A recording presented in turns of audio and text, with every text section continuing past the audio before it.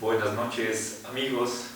Les doy la bienvenida a este video en el que voy a exponer un escrito de Lorenzo Peña titulado Volver a Leibniz, que estaba escrito en el año 2009.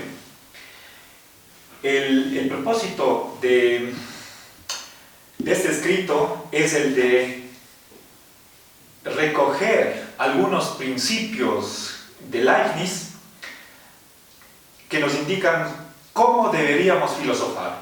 No solamente es una cuestión de método, sino también de contenido.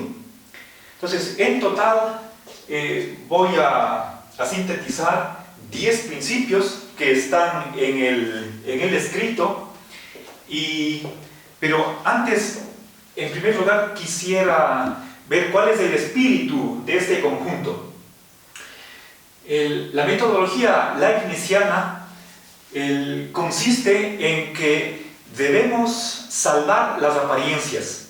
¿Eso qué quiere decir? Que deberíamos tener un conjunto de principios que sean coherentes, que estén cohesionados y todos ellos formando una unidad traten de explicar una amplia gama de problemas. ¿Sí? Bien, entonces ese sería el espíritu del modo de hacer filosofía siguiendo el modelo leibniziano. Es una filosofía sintética, a diferencia de la filosofía analítica, que tiene la limitación de simplemente quedarse en pautas procedimentales de cómo debemos realizar la filosofía, pero la filosofía analítica no nos da principios de contenido. ¿Sí? Bueno, entonces he dividido en 3 columnas la explicación de cada uno de estos principios. Aquí en la segunda columna, la intermedia, he utilizado el color rojo. Eso es aquello a lo que se opone el principio correspondiente, y en la tercera y última columna, a mano derecha, es la aplicación de esos principios al mundo de la praxis, ¿sí? La vida práctica, las acciones o en algún caso el derecho. ¿Sí? Bien, empecemos con el primer principio de continuidad. Realmente aquí hay una jerarquía y voy a explicar la continuidad a través de la lex justitiae, ¿sí? La ley de justicia. Esta ley lo que dice es que a supuestos similares, ¿sí?, corresponden resultados similares. Eso quiere decir que si tenemos dos situaciones A y B que se asemejan mucho, entonces por justicia el tratamiento que se va a dar a cada uno de esos dos casos tiene que ser también similar. ¿Sí? Lo que no podría suceder son los saltos. ¿Sí? Pensemos, por ejemplo, dos series. Este ejemplo no es puesto por Leibniz, pero sirve para explicar lo que afirma este principio. Sabemos que la diferencia entre frío y caliente está en función de la temperatura.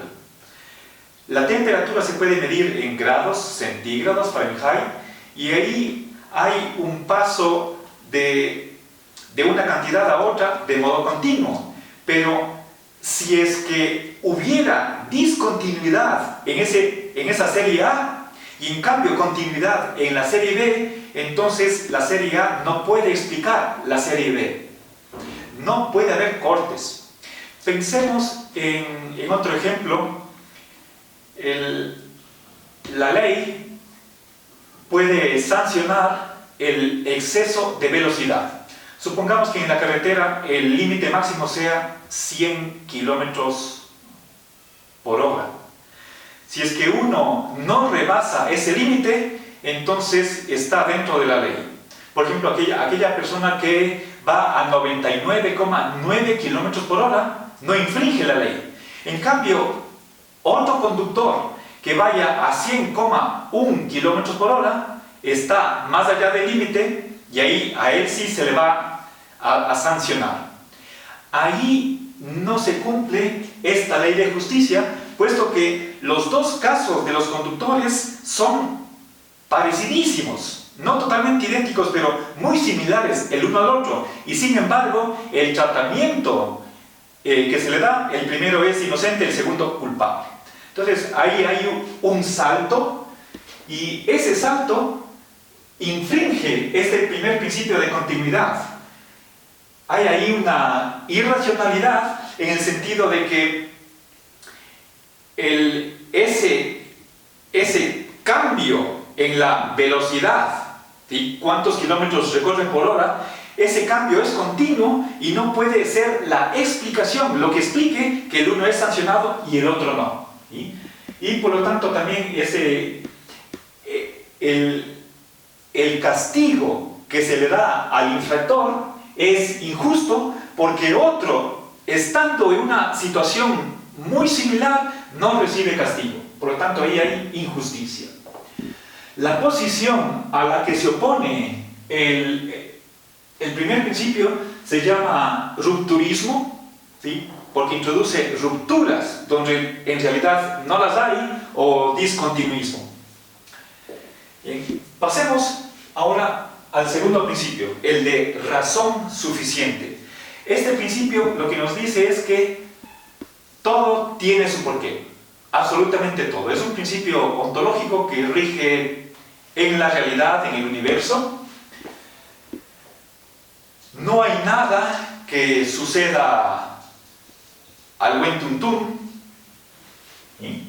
Entonces, aquí he puesto una dificultad que señala Lorenzo, que si nosotros afirmamos este principio de razón suficiente, corremos el peligro de eliminar la contingencia en el mundo, ¿sí? No voy a entrar en detalles, pero todos ustedes conocen que Leibniz es necesitarista. Bueno, pero habría que matizar esa afirmación, pero aquí tenemos ese riesgo. Veamos el principio, acá. Este segundo principio tiene una aplicación a la vida práctica, y es el de que nosotros deberíamos actuar motivadamente. Es decir, el principio de razón suficiente está excluyendo la arbitrariedad, que uno tome decisiones que no estén debidamente justificadas. Bien, ahora veamos el tercer principio. Aquí he colocado una flecha verde para indicar que el tercer principio es un corolario del segundo. A ver, si es que todo tiene su razón de ser, su porqué, esas razones de ser como que de alguna manera están necesitando sus resultados, sus consecuencias. El principio de analiticidad lo que dice es que los enunciados sintéticos pueden ser reducidos a enunciados analíticos, ¿sí? Esta es una distinción básica. Para que se aclare, voy a explicar la diferencia entre ambos tipos de enunciados. Bueno, hay varias maneras de entender lo analítico, lo sintético. Una de ellas, que es la de Kant, dice que un enunciado analítico es aquel que tiene la forma S es P, es decir, un sujeto tiene una propiedad, y que es analítico porque en el predicado, o la propiedad del atributo que se está predicando del sujeto, ya está contenido en el sujeto. Como por ejemplo, si digo, el kilómetro tiene 1000 metros. 1000 metros ya está dicho, con otras palabras, en el sujeto, kilómetro. O si es que digo, el triángulo tiene 3 ángulos. Esos son enunciados analíticos el predicado lo que hace es repetir lo ya dicho por el sujeto.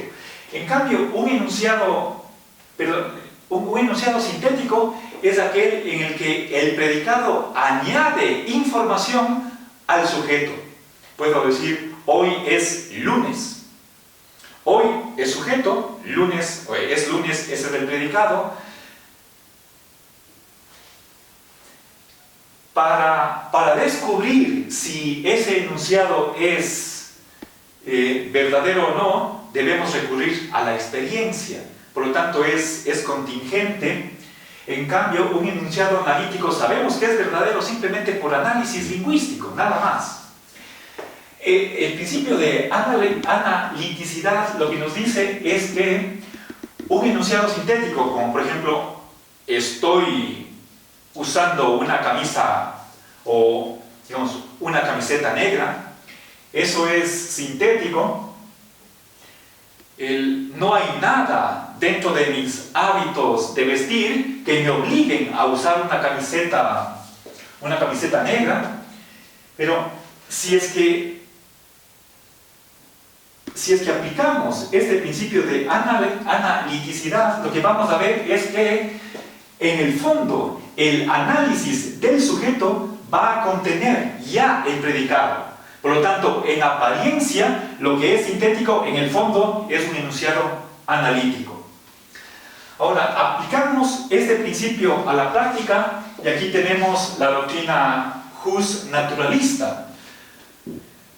El jus naturalismo lo que afirma es que el derecho, los deberes, se basan en la naturaleza de las cosas.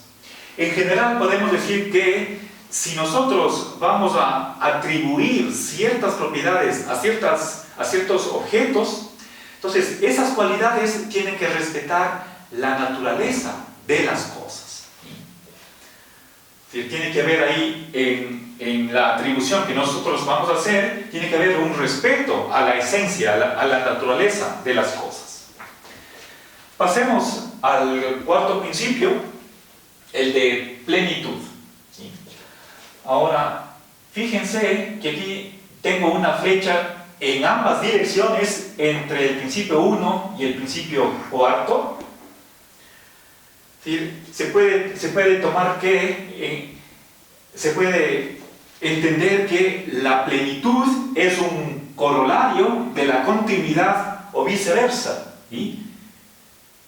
El un principio se sigue del otro, ahí hay un mutuo entrañamiento. ¿Qué significa la plenitud? Que si la naturaleza puede ocupar varios escalones, entonces en la realidad los ocupa. ¿Sí? Eso en razón de que todos los posibles están realizados. En este punto podemos referirnos a David Lewis, que es uno de los metafísicos más famosos del siglo XX, que defendió esa tesis de que todo mundo posible es real, es existente. No hay posibles que no sean reales. Bien, entonces eso, con otras palabras, conduce a una visión optimista del mundo. Estamos en el mejor mundo posible, como reiteradamente sostiene Leibniz. Es un optimismo metafísico que a la final lo que vamos a tener es la mayor perfección. ¿Sí? Ahora, esta plenitud óntica o entitativa tiene una restricción. ¿Qué orden es el que llega a ser real? ¿Sí? Aquel conjunto cuyos integrantes sean composibles. ¿Sí? Es decir, al momento de que se cree algo o que llegue a la realidad algo conjuntando varias cosas, lo que va a ser real tiene que ser tal que sus partes puedan armonizar la una con la otra. Sin embargo, la experiencia nos muestra que en la realidad hay vacíos. ¿Sí? Esta dificultad choca con lo anterior. ¿Sí? Pensemos, por ejemplo, en no hay cuervos blancos o cisnes negros. Esas posibilidades no están realizadas en nuestro mundo, por lo menos. Entonces, Lorenzo cree que este principio debería matizarse y habría que formular de una manera más moderada el principio, como para que enuncie que la mejor explicación de un fenómeno es aquella que se acerque lo más posible al principio de plenitud. Bien. Ahora, veamos acá. Apliquemos la plenitud al ámbito de la filosofía práctica, y aquí tenemos esta regla de que tenemos que justificar las omisiones. Si nosotros no hacemos algo, tenemos que presentar alguna razón para decir por qué no lo hicimos. Es decir, no es inocente no hacer algo y quedarnos contentos con esa falta de acción. Ahora sí, veamos el principio número 5. A ver, antes de eso, perdón, el punto 4, del punto 4 se sigue el de razón suficiente. ¿Cuál es la razón suficiente de todo el universo? En última instancia, es el optimismo metafísico. ¿Sí? El hecho de que vivimos en el mejor mundo posible, eso es la base para de ahí deducir el principio de razón suficiente. Aquí hay una relación deductiva de 4 hacia 2. Ahora, veamos el principio de la armonía. Lo que nos dice este principio es la exclusión de la disonancia, la cacofonía. Es decir, los componentes del universo están cohesionados y no hay un conflicto entre dos entes reales tal que el uno impida totalmente la existencia del otro. ¿Sí? Eso no quiere decir que no exista contradicciones. El mundo es contradictorio, un mismo objeto puede tener propiedades contradictorias. La contradicción más bien enriquece la realidad. Y termino esta primera parte del video indicando que el principio 4 de plenitud exige o acarrea el que se den contradicciones. Hay contradicciones verdaderas y ellas más bien vienen exigidas por esta plenitud, de que no solamente hay dos extremos, lo frío, caliente, alto, bajo, rico, pobre, sino también hay muchas situaciones intermedias que tratan de conciliar esos extremos.